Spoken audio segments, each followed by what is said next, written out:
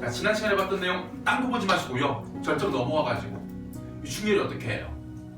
상태가 위태로운 걸 보고 와서 뭐합니까? 적장 누구를? 문거를 베죠.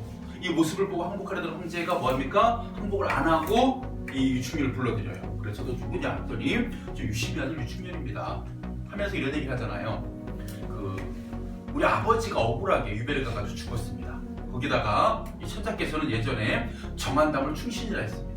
그런데 그 충신이 지금 역적이 됩니까? 라고 말하면서 이 사람을 제대로 보지 못하는, 그러니까 쉽게 얘기하면 충신과 간신을 구별하지 못하는 천자의 어리석음을 비꼬아요. 꼬집죠. 그러면서 통곡만 합니다. 그럴 때 누가? 태자가 탈출해 온 다음에 버선발로 뛰어내려와가지고 유충렬을 설득하죠. 뭐라고 했난? 주성왕. 예를 들면서 이런 임금들도 실수를 할 수가 있다. 그런 실수를 해서 자신의 잘못을 뉘우치는 과정 속에서 좋은 임금이 되니까 뭐 해달라? 네가 좀 이해해달라. 그리고 운명이야 라는 얘기까지 한 부분까지 지난 시간에 내용이었죠. 거기서 중요한 거 뭐냐면 이 충렬이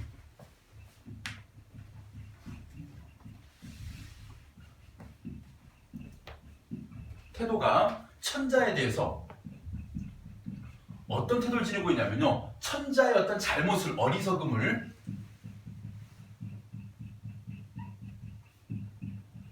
꼬집고 원망을 합니다.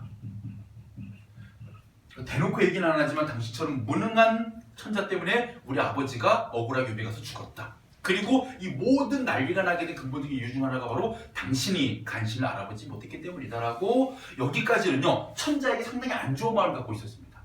그런데 태자가 내려와가지고 뭐예요? 설득을 시작하죠. 그리고 설득만이 아닙니다. 뭐가 있냐면 충렬이 울음을 그치고 태자 상을 보니, 자, 태자의 상이 어떤 상이냐면 천자의 기상이 적시라고 일대 성군이 될 듯하여. 자, 여기서 중요한 건 뭐야? 충렬의 태도가 변화합니다. 왜 변화하느냐? 잘 보세요. 이 중간에 이런 일이 있었죠. 첫 번째는 천자에 대해서 이런 원망의 마음을 갖고 있다가 중간에 이런 일이 있었습니다. 바로 태자의 설득, 그리고 충렬이 본 태자의 상. 이 상이 뭐야? 관상이죠, 관상. 참고로 사람의 얼굴은요, 우리가 뭐 예쁘다 안 예쁘다 이런 걸 떠나가지고 관상학적으로, 그러니까 좋은 인상, 나쁜 인상, 뭐 지위를 얻을 상, 뭐 부자가 될 상, 이런 게 다 있다고 하죠. 참고로 우리가 현대인들의 미적 기준 중 하나가 그거 있잖아. 이거 얼굴 V라인.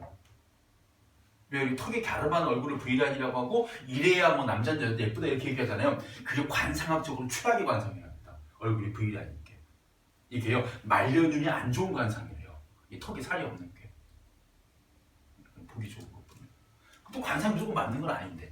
어찌됐든 간에 태자의 관상을 보니 뭐야? 천자의 기상이 뚜렷하고 일대 성군이 될 듯하여. 그래서 태자가 좋은 상을 지녔다는 얘기는 무슨 얘기입니까? 실제로 인품도 그러할 것이다라고 우리가 이해를 해야 되고, 충렬은요 그런 사람의 관상을 보고 그 사람의 인격까지 꿰뚫어보는 눈을 뜨치는 겁니다. 그래서 이 두 가지 때문에 태자의 설득과 태자의 관상을 보고 뭐 하게 됩니까? 충렬이 태도가 변화하게 됩니다. 그래서 어떻게 해요? 천자에 대해서 아까는 어리석음을 꼬집고 원망했던 충렬이 투구를 벗어 땅에 놓고 뭐합니까? 천자 앞에 사죄를 해요. 일단 먼저 뭐합니까? 사죄. 잘못했습니다. 태도의 변화가 나오죠. 소장님, 제가 아비의 죽음을 한탄하여 분한 마음이 있는 까닭에 적절한 말씀, 너무 격렬하고 절실한 말씀을 폐하전에 아뢰었으니 죄사무석. 이 죄를 지어서 죽는 것은 애석하지 않다. 그만큼 죽어 마땅하다, 이런 표현이죠. 소장의 축사원들 폐하를 돕지 아니하오니까 제가 죽는다 하더라도 뭐 하겠습니다? 폐하를 돕겠습니다. 바로 충성을 다짐하게 됩니다. 이 두 가지 사죄하면서 충성을 다짐하게 되었다. 이런 충렬의 태도 변화는 뭐 때문에? 태자가 기여가 컸죠. 설득을 했고 태자의 좋은 관상 때문에.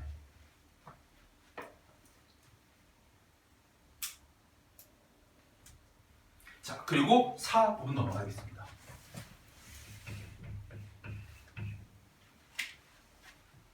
자, 천자가 충렬의 말을 듣고 친히 계단 아래로 내려와서 촉으로 씌우면서 손을 잡고 하는 말이 과인은 보지 말고, 즉 나는 보지 말고, 무슨 얘기입니까? 내 부족함을 보지 말고, 나 한 사람은 부족한 사람이지만 뭐를 봐라? 그대 선조가 창건하던 일.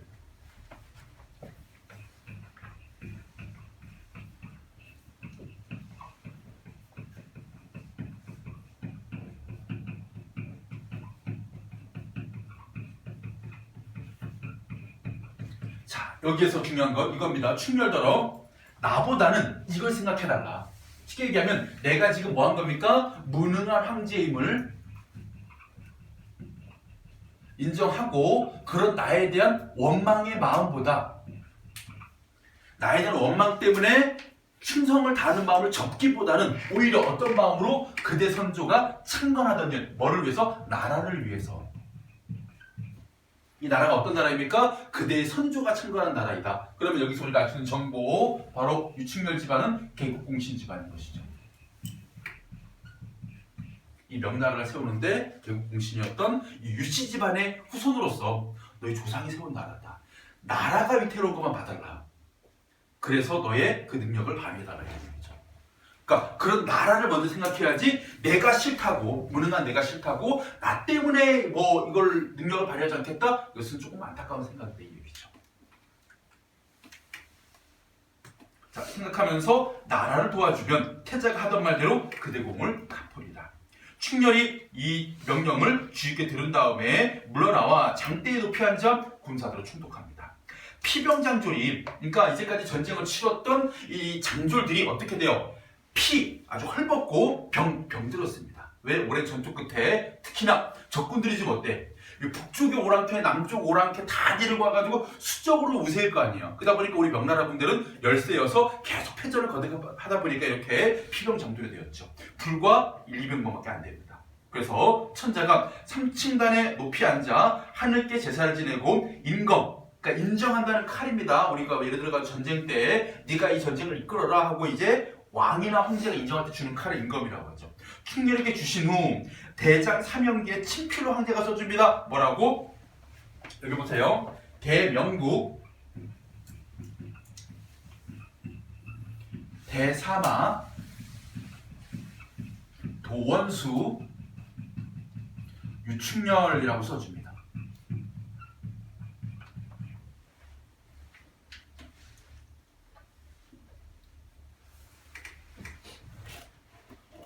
우리나라란다. 요즘에 우리가 스포츠 경기 보게 되면, 그러니까 상대 팀과 우리 팀을 구분하기 위한 방법들로 유니폼을 입잖아요. 그죠? 서로 다른 디자인, 다른 색깔의 유니폼을 입잖아요. 그거 아세요, 여러분들? 뭐 야구하고 축구 같은 경우에 유니폼에서 흰색을 입는 경우. 관심이 없구나. 넘어가고. 그래서 이거 뭐냐면 옛날 전쟁을 할 때, 그러니까 적군과 아군, 어느 나라의 어떤 장군이 이끄는 군대인가를 구분하기 위해서 이 깃발을 같이 앞에 이제 세우죠. 그때 이게 써 있는 거예요. 대명국, 이 명나라의 이 유충렬이라는 자는, 이 인물은 자, 이 두 가지 관직을 갖고 있습니다. 첫 번째가 대사마이면서 도원수이다. 대사마는요, 조선시대로 치면 병조판서고, 도원수 같은 경우에는 전시작전사령관이에요.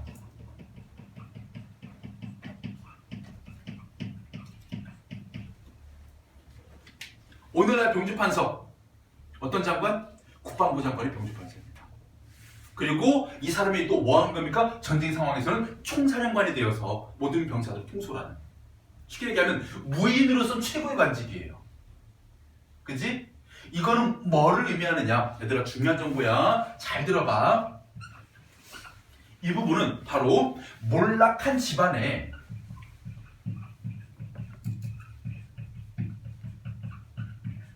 아들이었던 유충렬이 결국 뭐 하게 된 겁니까? 나라의 최고 무관자리에 올라간 거예요. 이 모습은 바로 당시 이 작품을 읽고 있는 수많은 남성 독자들 중에서 어떤 사람들이었냐, 바로 이 몰락한 집안의 권력 회복 욕구를 가진 사람들의 그 욕구를 대리만족시켜준 장치가 됩니다. 그래서 몰락 가문의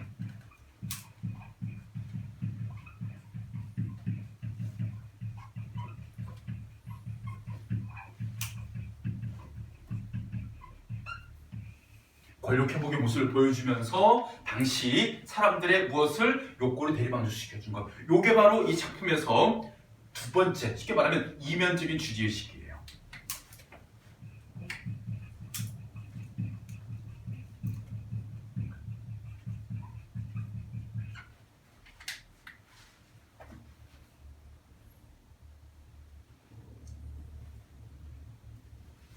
자, 쓰던 거 마저 쓰시고 잠깐 선생님 보세요. 되게 중요한 얘기 할 겁니다. 질문도 할 거고요. 자, 이면적 주제의식이라는 말. 무슨 얘기일까요, 이게? 주제의식이 하나가 아니라 두 가지가 있다는 얘기입니다. 우리가 이런 것을 이원적 주제라고 해요. 우리가 공부하는 고전소설을요, 이원적인 주제가 상당히 많이 있습니다. 그 중에 표면적인 게 있고 이면적인 게 있어. 표면적인 건 겉으로 드러나는 것. 대부분 어떤 내용일까, 민이야? 겉으로 드러나는 주제의식. 춘향전을 하나 생각해서 얘기해보자. 겉으로 드러나는 주제. 제일 강조됐던 거. 춘향전에서. 춘향이가 어떻게 해서 기생신부님에도 불구하고 이몽룡의 아내가 됐습니까? 근데? 절기. 그건 농계고. 뭐라고 표현해? 열려. 열려가는 거. 열려가 지키는 거. 정조. 사실 왜 학교에서 빗나가니? 정조도 틀린 말은 아니야. 합치면 돼. 정조와 절개 합치면 이게 되잖아. 정절. 그러니까 어떤 여인의 정절을 강조하는 게 표면적인 주제의식이고, 그럼 그 안에 숨어있는 이면적 주제, 춘향전의 이면적 주제, 영준아, 뭐? 이면적인 주제는 보통 뭐냐면 그 작품을 읽고 있는 독자들의 욕구와 연관되어 있어요. 어떤 욕구가 있었을까? 이 작품을 읽는 사람들. 춘향이를 통해서 내 욕구를 대리만족시키는 거야. 춘향이가 그걸 이뤄냈어. 뭐야? 신분, 해방, 신분, 상승. 맞지? 이 작품 마찬가지야. 표면적 주제식이 뭘까, 이 작품에서? 춘향이가 결국 뭐해? 태자의 설득을 듣고 충성을 다짐하잖아? 그러니까 나라를 위기에서 구하는 그런 영웅의 충성심이 표면적 주제라면 그 안에는 이런 게 숨어있다는 얘기예요. 몰락한 가문의 권력 회복을 지라는 이면적 주제가 존재한다. 이런 거를 조금씩 여러분들이 이게 익히고 배우고 훈련하고 이러다 보면 있잖아요. 나중엔 고전소설 작품 같은 거 읽다 보면 혹시 이런 부분, 이런 내용, 이런 표현들이 이 작품의 이면적 주제 요소로 작용하지 않을까? 이런 걸 여러분들이 알 수 있죠. 이 추풍전도 엄밀히 말하면요. 대놓고는 아니지만 이면적 주제의식이 있는 작품이에요. 그것도 마찬가지예요. 표면적 주제의식이 뭐냐면요. 어떤 가부장적 사회의 무능한 양반이나 풍자지만요. 이면적인 주제로 그런 풍자와 어떤 조롱의 주도적 역할을 했던 건 춘풍에 누가 있습니까? 아내였잖아요. 여성이지. 여성이 어떻게 되고 있는 거야? 적극적으로. 물론 남장을 했지만 남편을 구출해내고 문제를 해결한 모습을 통해서 여성들의 사회적 지위 신장이라는 어떤 여성들의 욕구가 대만족된 작품으로 해석이 되는 거예요. 처음에는 뭐 저는 더 모르죠. 고등학교 때 뭐 대학교 저도 1학년 때는요 이런 게 있는 줄은 모르고 저도 그런 거 다녔었어요. 그러다가 나중에 어떤 여러 가지 뭐 수업을 하면서 학교에는 뭐 선생님들의 어떤 자료를 통해 가지고 이런 소설에는 겉으로 그러니까 전면에 드러나는 교훈적인 내용도 있지만 속에 숨어 있는 어떤 그 독자들의 욕구를 충족시킬 수 있는 어떤 재미의 요소, 흥미의 요소라는 것이 이면적으로 존재하는구나라는 것을 같이 공부했기 때문에 여러분은 지금 아는 건 상당히 빠르고 대단한 거예요. 지금 그걸 깨우칠 수 있다면. 자, 그래서 여기서 뭐가 나타난다? 이면적 주제식이 나타난다. 이거 수능에도 한번 나왔던 겁니다. 얘가 나온 건 아닌데요. 홍길동전에서. 홍길동전이 최근에 수능에 나왔을 때 이게 나왔습니다. 홍길동이 도수를 막 부리다가 그 아버지를 불러요. 야, 너가 나 아들 좀 잡아봐라. 했더니 이제 그 아버지가 홍관서가 거기서 홍의정으로 나옵니다. 영의정으로 나와요. 정승으로 나옵니다. 아버지가 아들을 부릅니다. 야, 네가 네 아버지인데 너 좀 그렇게 말씀 피지 마라 했더니 예, 알겠습니다 아버지. 대신에 제가 전화 좀 뵙고 가겠습니다 한 다음에 임금님 앞에 이런 얘기를 합니다. 저 말씀 안 피울 테니까 저한테 병조판서 직책을 주십시오. 그래서 임금이 달래는 겸 그래 병조판서 줄게. 그래서 줘요. 근데 얘가 병조판서 그 임명장을 받으러 오는 날 잡으면 되겠구나라는 마음에 근데 그때 병주판서는 직책을요 이렇게 봅니다. 서자 출신이면서 신부적 지역에 부딪혀 있던 홍길동이라는 남성이 자신의 뛰어난 능력으로 이런 높은 관직을 얻게 되었다는 남성들의 욕구를 대리만족시킨 요소로 요 얘기가 그대로 출제가 된 적이 있었습니다. 알겠죠? 그래서 항상 소설에서는 대리만족 요소가 뭐가 있을까 여러분들이 살펴보시면 됩니다. 들어올게요. 뚜렷이 써내주님 원수가 사은 은혜 감사하고 진법을 시험할 때 장사 일자진. 그러니까 진법이 뭐냐면요, 우리 병사들을 배치시키는 방법을 진법이라고 할 때 긴 뱀처럼 일자로 늘어놓은 진을 장사 일자진이라고 하죠. 그래서 두미 머리와 꼬리를 서로 만나게 해요. 그럼 뭐가 됩니까? 원이 되죠. 그래서 둥근 모습이 되죠. 군중이 호령합니다. 남북 적병이, 즉 저기에 있는 남쪽 오랑캐, 북쪽 오랑캐가 억만 병이라 하더라도 나 혼자 감당할 것이다. 너희들은 행호를 잃지 마라. 대열을 흐트러뜨리지 마라. 무슨 얘기입니까? 자신이 먼저 지휘관으로서 먼저 나가 싸우고 자신이 많은 것을 감당하겠다는 그런 이 지휘관으로서의 어떤 자질, 그런 거죠. 약속할 때 이쪽, 그러니까 이 정한담과 오랑캐들이 있는 그 적진 중에서 문건의 죽음을 보고 일진이 진동합니다. 왜? 유충렬의 뛰어난 능력을 못 알아보고 그냥 적장이 우리 장군을 죽였다, 복수해야지 이런 마음 때문에 서로 나와 싸우려 할세 성군대장 최일귀가 분기를 이기지 못하여 녹포은갑에 백금투구로 쓰고 장창대검을 좌우에 갈라들고 적재만을 체질하여 나는 듯 달려들어.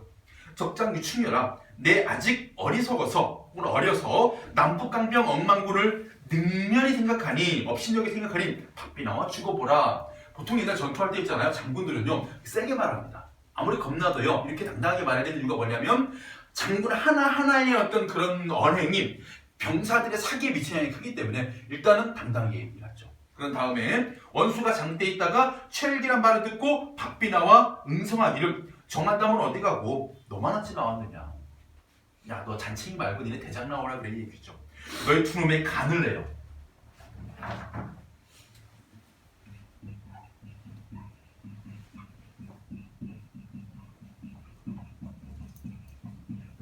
그러니까 내가 너희들을 가만두지 않겠다. 두 놈의 간을 내어서 우리 부모의 영유전에 재배하고 드리겠다라는 것은 무슨 얘기입니까? 바로 부모의 원수를 갚기 위한 강한 복수심이 표출되는 부분이죠.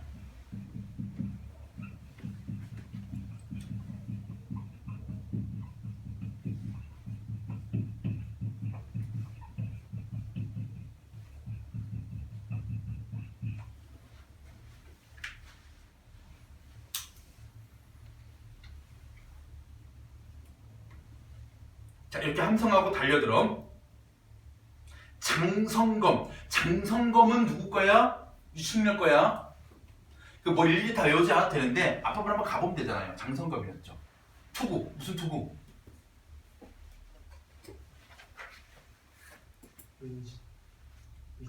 얘 거 말고 그 최기 거 말고 유충렬이 했던 거 앞에 가보면 일광주잖아. 일광주, 용림갑, 장성검, 그지? 천사만. 이 번뜩하면 일기가 가진 장창대검이 조각조각 부서진다. 최일기가 크게 놀라. 보통 우리가 이런 거 나오잖아. 그러니까 대경, 무슨 뭐 대로, 뭐 대희 이런 말들 나오잖아요. 딱 크게. 대경은 크게 놀라. 대로는 크게 놓아요. 대희는 크게 기뻐해요. 크게 놀라. 철퇴로 시자한들. 그러니까 창에 부러지니까 이번에는 두 번째 무기, 그지? 세컨 아이템이지. 철퇴를 딱 꺼내가지고 딱 때리려고 하는데 뭐야? 원수의 일신이 보이지 아니하니. 무슨 얘기입니까? 얘가 아까 앞부분에서 문걸 죽일 때 용린갓 입으면 자취를 호련히 감춘다 그랬잖아. 도술로. 그래서 보이지 아니하니 어찌할 것인가? 적진 중에서 옥관도사가 싸움을 구경하다가, 뛰어난 능력을 가진 옥관도사가 딱 보니까 지금 최일기는 못 이길 싸움을 하고 있는 거야. 그래서 저들을 두었다가는 최일기가 죽을 것이다 판단됐는지 크게 놀라서 급히 쟁을 쳐 거둡니다. 빨리 돌아오라. 너는 후퇴해야 된다. 싸우면 이길 수 없다. 일기가 겨우 본진에 돌아와 정신을 잃었는지라. 이렇게 최일기가 싸우는 장면이 나온 다음에 마지막 뒷부분 줄거리입니다. 결말하면 되겠죠.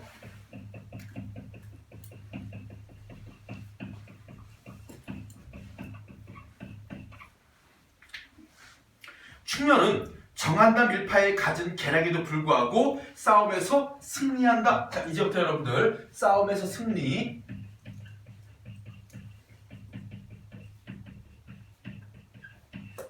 그리고 뭐 하냐면 정한담을 사로잡아 처형합니다. 정한담 처형.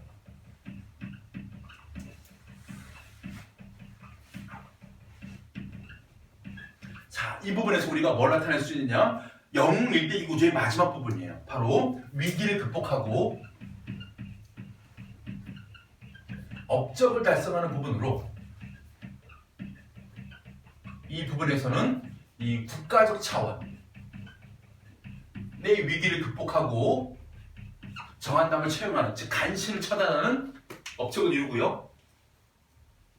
이게 끝이 아니에요.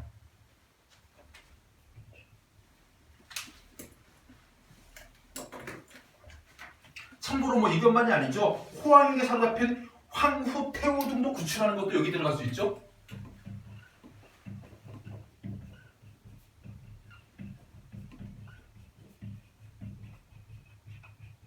다 여기 들어갑니다. 위기 극복, 업적 달성.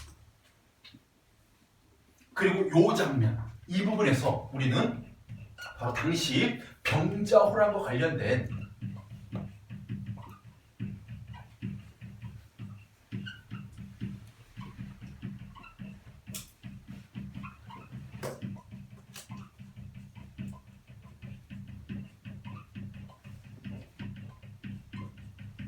병자호란으로 입은 정신적 상처가 치유되는 부분으로 이게 여기까지 오냐. 아 진짜 근태스러워.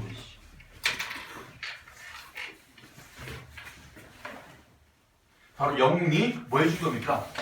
이 오랑캐를 이기고, 참고로 여러분들 우리 병자호란이 끝나고 나서 우리 뭐 두 왕자가 볼모로 끌려고 이런 일이 있었잖아요. 소유세자 복림대군이. 그런 사건과 연관지어가지고 이런 영웅이 나타나서 뭐 해준 부분? 그런 이 왕족을 구출한 부분. 그래서 마찬가지입니다. 정신적 상처가 치유되고 일종의 장신 회복되는 부분이죠. 자, 이렇게 첫 번째 업적이 있고, 그 다음에 또 이게 또 있습니다. 개인적 차원에서 헤어졌던 가족들과 상봉하고 부귀영화를 누린답니다.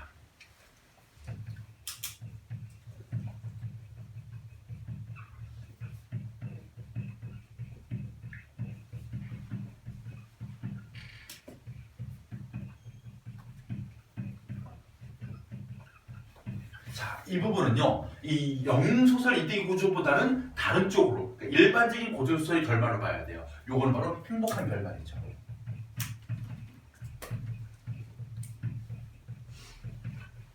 그래서 이것은 개인적 차원에서 뭐였기 때문에 나라를 구한 그런 뛰어난 인물이었기 때문에 행복한 결말을 맞을 자격이 충분하다. 그래서 헤어졌던 가족 누구? 어머니, 아버지, 장인어른 다 만나죠. 죽지 않았기 때문에. 그리고 부귀영화를 누렸다는 점에서 개인적 차원의 행복한 결말이 마지막 부분의 내용입니다. 자, 이렇게 영웅 일대기 구조 소설 충렬전 내용 마무리하고 오른쪽에 핵심 정리 보겠습니다. 첫 번째, 두 번째, 세 번째가 사실 다 한 얘기예요. 지금 앞으로 수업하면서. 첫 번째, 충렬이 태도가 변화합니다. 왜 그러느냐? 첫 번째는 천자의 어리석음을 지적하고 원망을 해요. 그러다가 누가? 태자가 설득을 하니까. 물론 설득도 있었지만 이것도 있었죠. 충렬이 바라본 태자의 상이 어떤 상이어서 천자의 기상이 적실하고 성군이 될 만하여, 아, 이 사람이면 내가 뭐 해도 되겠구나, 믿고 따르고 모셔도 되겠구나 라는 마음에 천자에게 사죄를 하고 충성을 다짐하게 된다. 충렬의 태도 변화가 나타나게 됩니다. 그리고 여기에서 이 말이 좀 뜬금없지만요, 그래도 여러분들 읽어두겠습니다. 봉건적 질서 내에서 이런 무능한 천자가 있다면 그 대안은 혁명이 아니다. 혁명을 통해서 새로운 군주를 옹호하는 방식이 아니라 성군의 자질을 갖춘 태자에게 양해하는 방식이 현실적이다라는 판단을 이 작품 안에서 보여주고 있는 것이죠. 예를 들어 이런 경우가 있어요. 만약에 어떤 임금이 무능하거나 혹은 제 역할을 못하거나 건강이 심하게 안 좋으면 그 다른 쪽에서 뭐 혁명을 일으켜가지고 반정을 일으켜가지고 몰아내는 방식이 아니라 빨리 형제나 자손들 중에서 혹은 그 아들들 중에서 혹은 뭐 손자 중에서 훌륭한 인물임을 가려내어 가지고 그 사람에게 양육하는 방식. 그러니까 죽기 전에 양육하는 것이죠. 조선시대에 보게 되면 초반에는 그래도 이성계도 그랬고 이방원도 그랬고 죽어서 왕권을 물려준 사람들이 아니었죠. 그거 아세요? 이성계도 그랬고 이성계도 자기 왕권 물려줄 때 죽기 전에 물려줬습니다. 특히 이방원도 있잖아요. 세종한테 왕권 물려줄 때 자기 죽기 전에 물려줬어요. 세종이 왕위에 앉아있을 때 이방원 계속 살아있었습니다. 그러니까 자기 아들들 중에서 뛰어나다고 판단되는 그 애에게 왕권을 물려주고 자기 옆에서 가르쳐주고 도와주고 이런 방식이 초기에 좀 있었잖아요. 그러다가 어느 순간부터 왕이 죽어야만 그 다음 왕권을 물려주는 경우.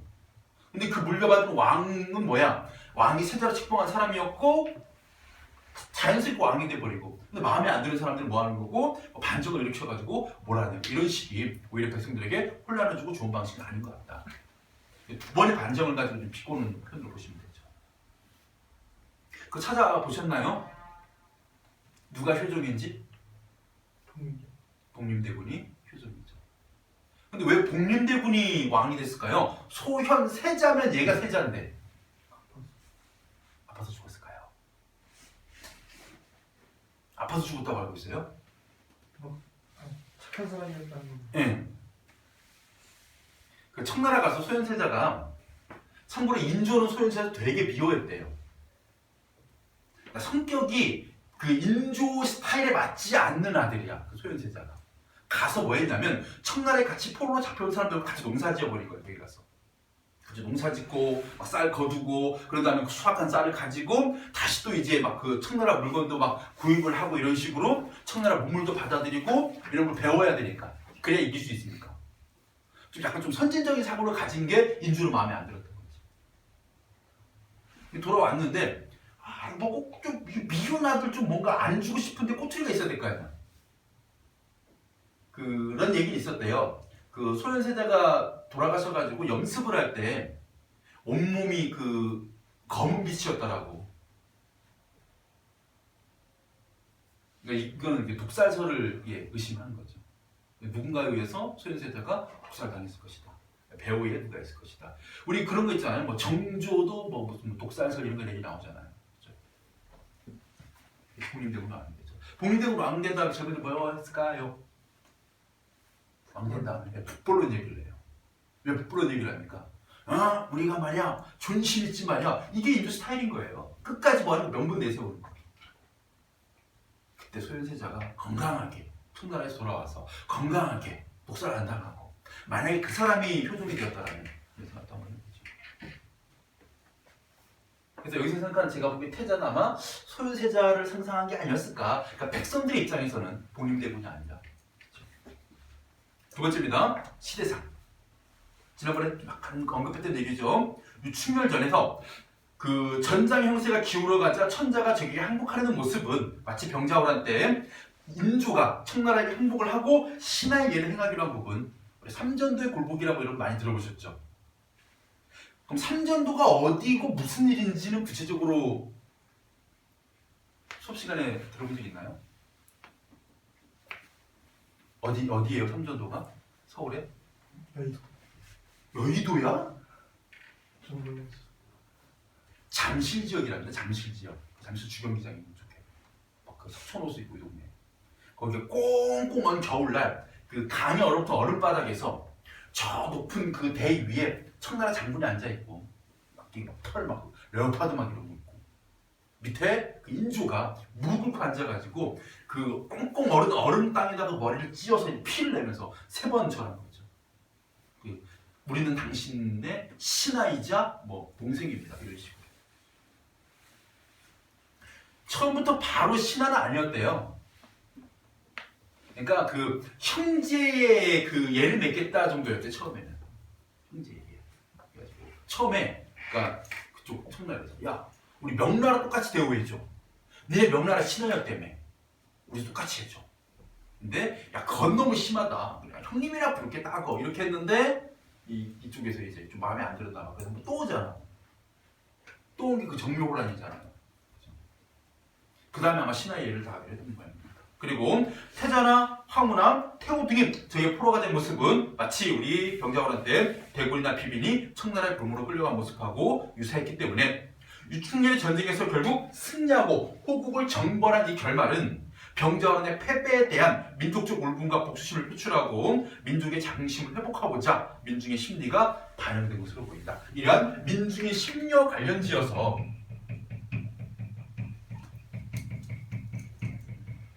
이런 정신적 상처를 회복하고 자긍심 고취하는 거, 이것도 지난번에 잠깐 얘기했습니다. 작품 두 가지만 기억하시면 된다. 첫 번째가 닥시전, 두 번째 임진.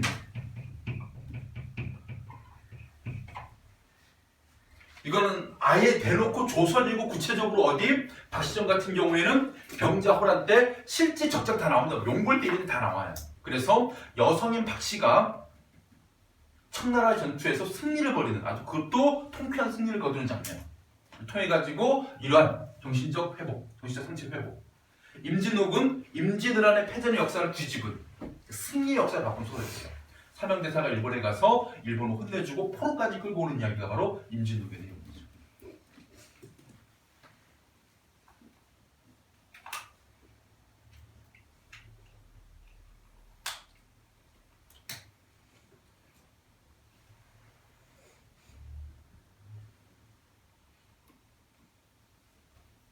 참고로 이 두 작품에는요, 오로지 이것만 나옵니다.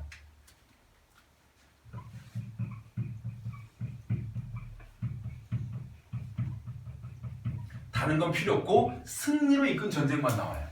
박시도 마찬가지 청나라 장군과의 싸워가지고 이기고, 임진옥도 마찬가지 일본으로 가 싸워서 이겨요. 그러므로 승리로 이끈 전쟁이 주요 내용이었기 때문에 공간적 배경이 조선이라기 가능했습니다. 반면 유충렬전은요,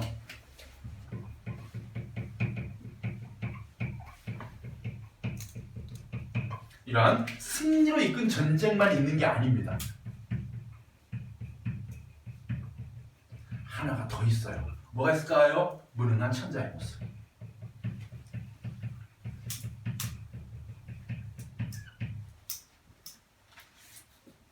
결국 천자가 무능했기 때문에 간신을 알아보지 못했고, 천자가 무능했기 때문에 항복하려 했다. 이 모습이 추가가 돼 있잖아요.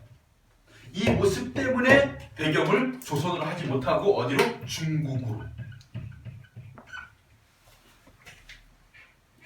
공간적 배경을 설정할 수밖에 없던 것이죠.